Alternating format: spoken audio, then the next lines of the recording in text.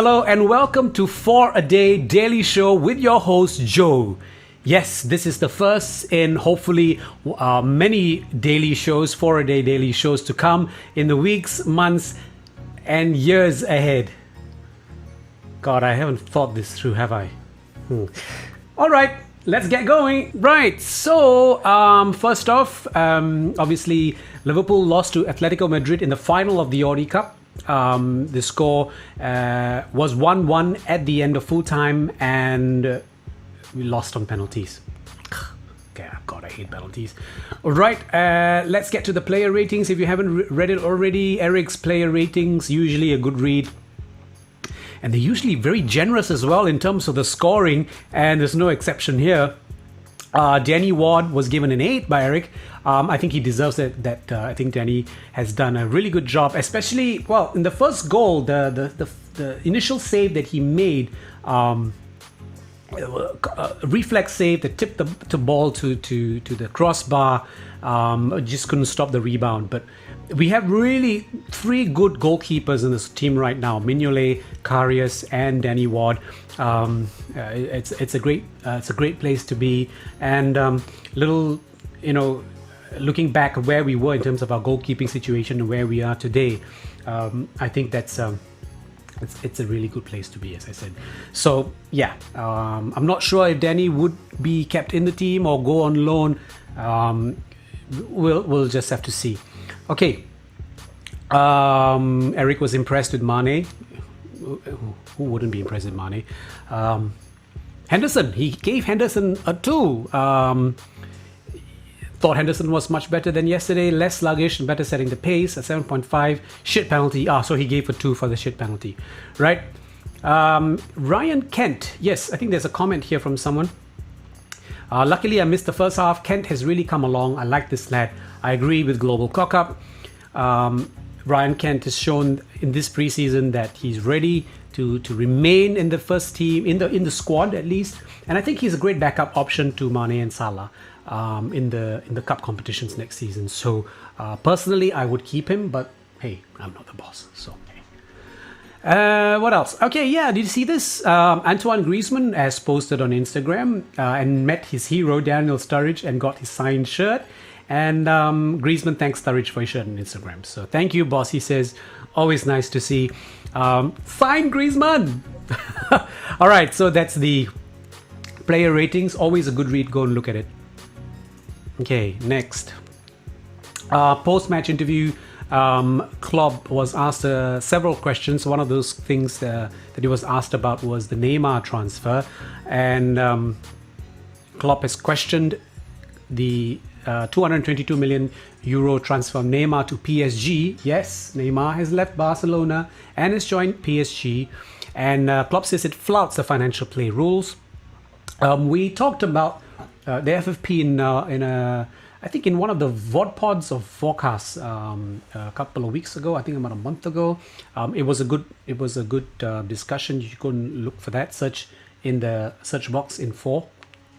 Okay, but Klopp says that he always thought financial fair play was invented so that things like this don't happen.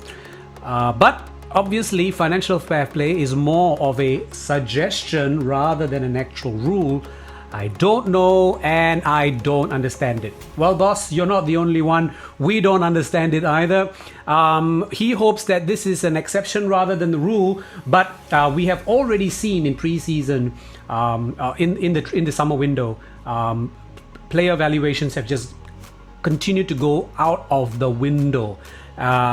Mourinho just made a comment about this as well. I don't want to be quoting Mourinho, but he's right about this. It's not so much 222 million euro for Neymar that's the issue. At least he's talented. We know that he's a great player. I still wouldn't pay that amount of money for a sportsman, but that's beside the point.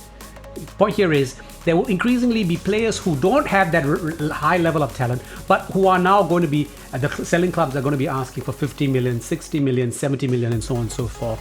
It's just spiraling out of control. Is there going to be an end? I don't know. Who knows? Oh, look. It's a peanut. Chicken flavor. That's nice. All right. Jurgen Klopp is not absolutely down and out after the Audi Cup loss. I think we've done very well in preseason. I think we were unbeaten in preseason. So this penalty shootout loss, was really the only loss for us. Most of the guys have shown a good fitness, some good skills, some great goals. Kent, Solanke, Salah, Firmino, all these guys, they've done really, really well.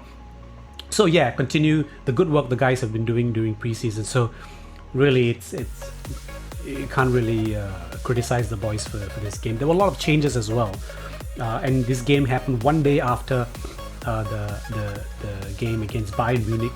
Great performance again. So yeah, not too shabby, nothing to be worried about. Okay. Jurgen Klopp criticizes Atletico Madrid tactics after Liverpool lose on penalties.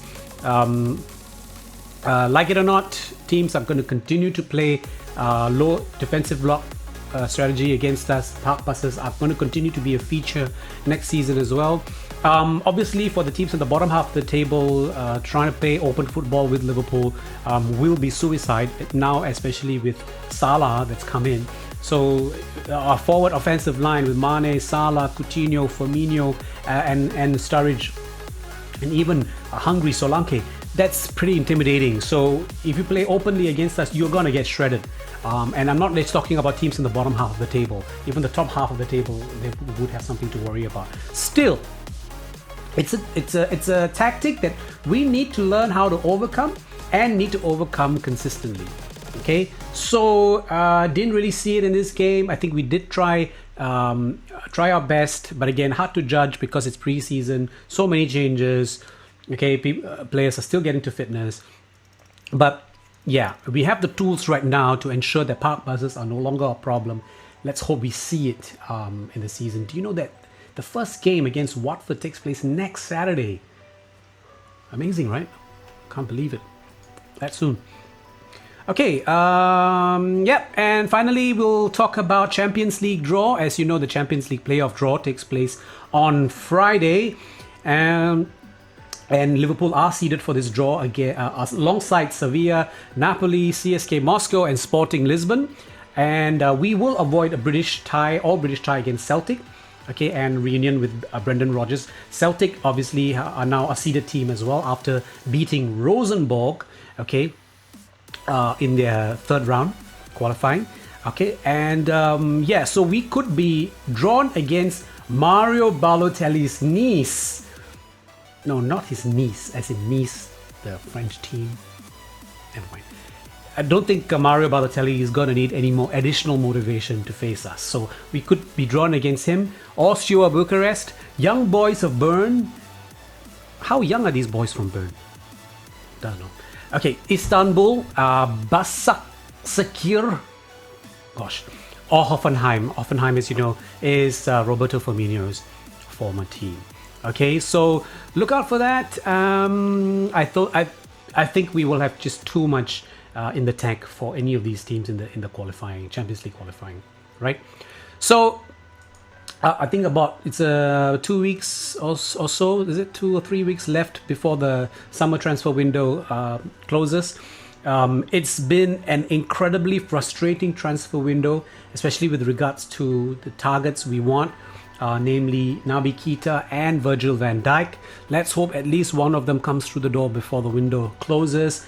Keep all your fingers crossed, and thank you for watching this first ever For a Day daily show, and hope to talk to you soon. Take care.